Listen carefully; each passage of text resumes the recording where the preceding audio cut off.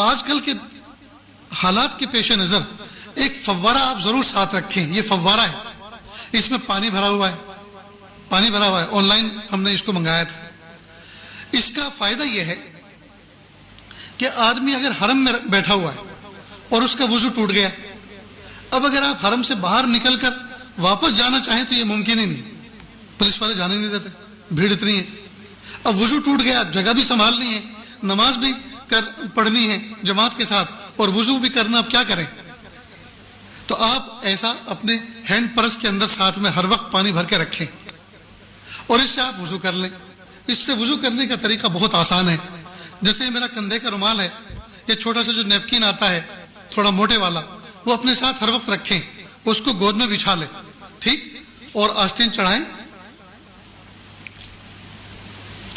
اور اس سے وضو کرنے کا طریقہ یہ ہے کہ وضو میں سب سے پہلے کلی کی جاتی ہے، ہاتھ دھوئے جاتے ہیں، ٹھیک، اس کے بعد کلی کی جاتی ہے، ناک میں پانی ڈالا جاتا ہے. لیکن یہ فرض نہیں ہے، یہ اگر نہیں بھی ہوگا تو بھی وضو ہو جائے گا.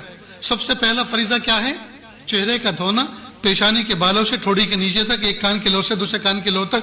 یہ نمبر 1 فریضہ ہے. لہذا اس کا ادا کرنے کا طریقہ یہ ہے کہ آپ ایسے کریں.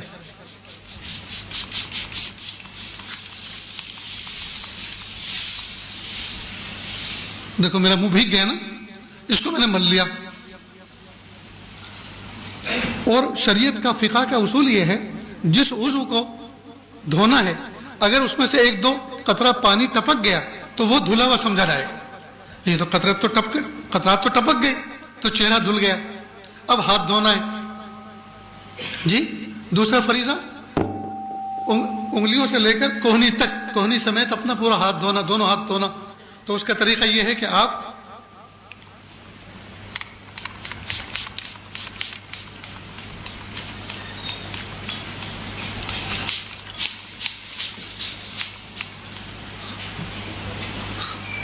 یہ آپ کا ہاتھ دھل گیا، ٹھیک. اسی طرح سے دوسرا ہاتھ دھونا ہے، اسی طرح دوسرا ہاتھ دھونا ہے. آپ میری طرف دیکھیں، بہت اہم کام چل رہا ہے. دروازہ کھولنا تو آپ نے یہ بچپن سے دیکھتے آئے ہیں، کھولتے بھی ہیں اور بند بھی کرتے ہیں. تم بھی کھڑے ہو یار، جو نہیں دیکھنے کا ہے وہ دیکھتے ہو، جو دیکھنا ہے اس کو نہیں دیکھتے. تو دوسرا ہاتھ بھی ہو گیا، ٹھیک. یہ تو میں نے وقت کو بچانے کے لیے ایک ہاتھ کو صرف ایسے ہی بتا دیا، ایک ہاتھ ایسے، تو دوسرا بھی ایسے دھونا ہے. اس کے بعد پھر ہاتھ کو تر کیا دونوں اور سر کا مسح کر لیا.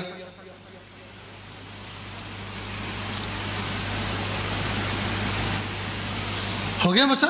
اسی طرح دونوں پیر کو دونوں. اب نہ دریا بہا،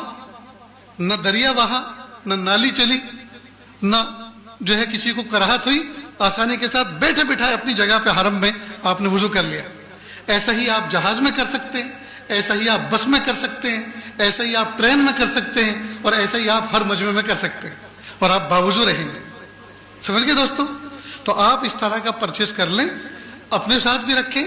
ماں بہنیں جو حج میں ساتھ میں جا رہی ہیں ان کا الگ رکھیں. سمجھ گئے؟ ان کا الگ. انشاءاللہ ان کو کبھی بھی تکلیف نہیں ہوگی. میرے دوستو، سفر میں کوشش اس بات کی کریں کھانے پینے پہ کنٹرول ہو. دیکھو آپ بھوک برداشت کر سکتے ہیں، لیکن کھانے کے بعد جب استنجے کا تقاضا ہوتا ہے، اگر مناسب جگہ نہ ملی تو وہ برداشت نہیں کر سکتے. بھوک برداشت کرنا آسان ہے، لیکن کھانے کے بعد جو استنجے کی ضرورت پیش آتی ہے، اس کا اگر مناسب موقع اور مناسب جگہ نہ ملی تو آدمی پریشان ہو جاتا ہے.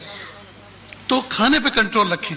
خاص طور سے حج کے 5 دنوں کے اندر کم سے کم کھائیں، تاکہ آپ کو زیادہ سے زیادہ ٹوائلٹ اور اس سے جو ہے آپ کی حفاظت ہو سکے، اور آپ کا وقت وہاں لائن لگانے میں نہ گزرے، بلکہ طاعت و اذکار، ذکر و اذکار میں گزرے. اتنی بات یاد رہے گی.